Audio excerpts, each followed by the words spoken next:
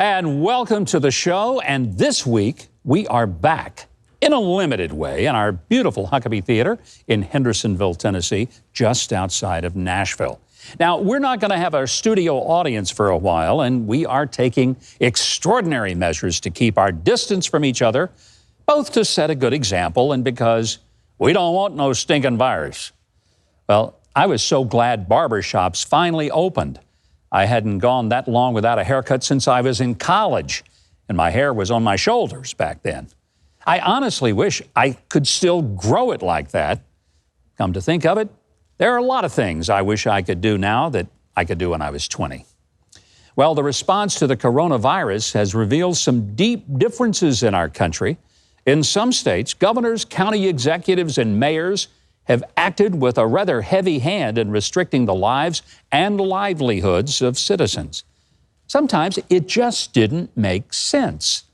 In Virginia, Governor Ralph Northam, you know, the governor who once wore blackface and did Michael Jackson impersonations, he thought it was okay to keep the liquor stores open, but not the churches.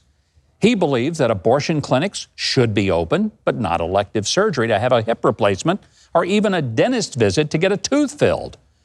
Then Governor Whitmer of Michigan thought that going into a supermarket was just fine, but not sitting in a fishing boat in the middle of a deserted lake.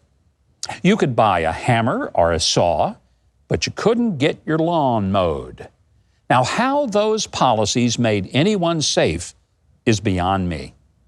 New York Governor Andrew Cuomo was heaped with praise by the media for his long-winded daily press briefings that were televised to the other 49 states that, quite frankly, weren't that interested.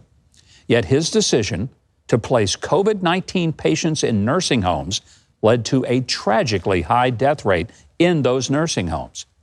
Florida Governor Ron DeSantis, who oversees a population larger than New York and with far more older citizens, by the way, many of whom had escaped New York's high taxes, horrible traffic, high cost, and bad weather, he was vilified by the media for not caring. And yet the COVID death rate in Florida is 10% of that in New York.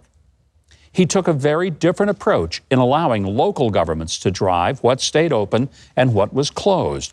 And he was excoriated for it by the press goons, but sure looks like he was right and they look like fake news.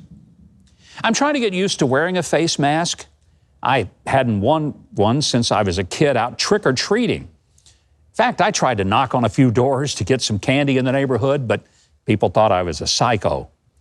Now, when people try to shake my hand, I just tell them, we're playing chase, and I don't want to be it.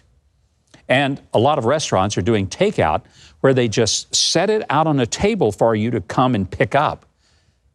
You know what? I found that I can just go up, grab a bag, and take off. It's always a big surprise what those people ordered whose food I grabbed.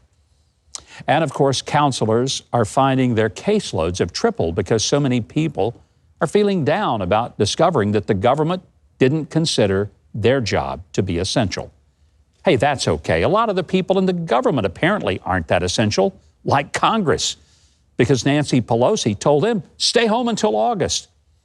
Of course, they still get paid. Now, I haven't been on the plane in over 11 weeks. If I do fly, I'm going to have to wear a mask the whole time. So I'm a little confused. I've got to virtually be subjected to a strip search for security, but I now have to wear a face covering like a member of Antifa or Al-Qaeda? Well, we'll weather all this, but life may never be the same. But one thing you can count on, we're going to bring you a great new show every week, no matter what it takes to make it happen. And by the way, when you watch our show, we don't make you wear a mask. In fact, you don't even have to wash your hands when you handle the remote on your TV. That is living dangerously. Wait, don't click that button. Well, unless it was the subscribe button, and then carry on. And while you're down there, hit that little notification bell too. Oh, and if you leave a like and a comment, I will personally give my dog Toby a treat. Leave a like, feed a dog, as I always say.